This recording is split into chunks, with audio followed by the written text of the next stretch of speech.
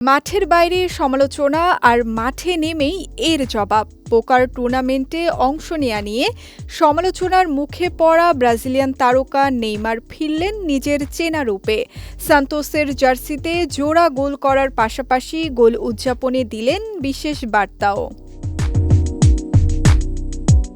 বিশ্বকাপের পর চোট ও ফিটনেস সমস্যার কারণে মাঠের বাইরে ছিলেন নেইমার জুনিয়র।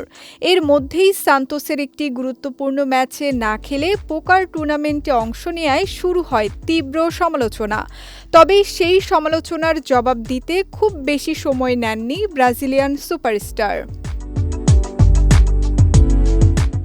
গতকাল রাতে সান্তোস ব্রাজিলিয়ান সিরিয়াতে মুখোমুখি হয়েছিল শাপকোয়েন্সের।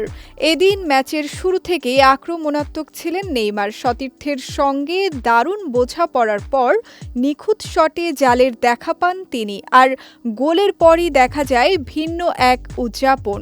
দুই হাতে তাস খেলার ভঙ্গি করে যেন সমালোচকদের উদ্দেশ্যেই বার্তা দেন এই তারকা। তবে ম্যাচটা সহজ ছিল না। নেইমারের প্রথম গোলের পরও ঘুরে দাঁড়িয়ে ২-১ ব্যবধানে এগিয়ে যায় শাপকোয়েন্স। শেষ দিকে যখন হারি সঙ্গী হতে যাচ্ছিল তখন আবারও সামনে আসেন নেইমার। ম্যাচের শেষ মুহূর্তে দ্বিতীয় গোল করে সান্তোসকে হার থেকে বাঁচান তিনি। তার জোড়া গোলে গুরুত্বপূর্ণ ১ পয়েন্ট তুলে নেয় দলটি। ম্যাচের আগে সমালোচনার জবাবে সামাজিক মাধ্যমে প্রকাশিত এক ভিডিওতে নেইমার বলেছিলেন তিনি নিয়মিত অনুশীলন করেছেন এবং নির্ধারিত ছুটির দিনেই পোকার খেলতে গিয়েছিলেন।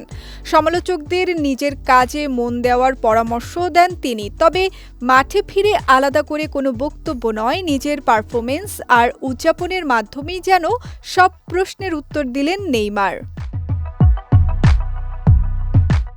সঙ্গীতা শাহ, বিজয় টিভি নিউজ ডেস্ক।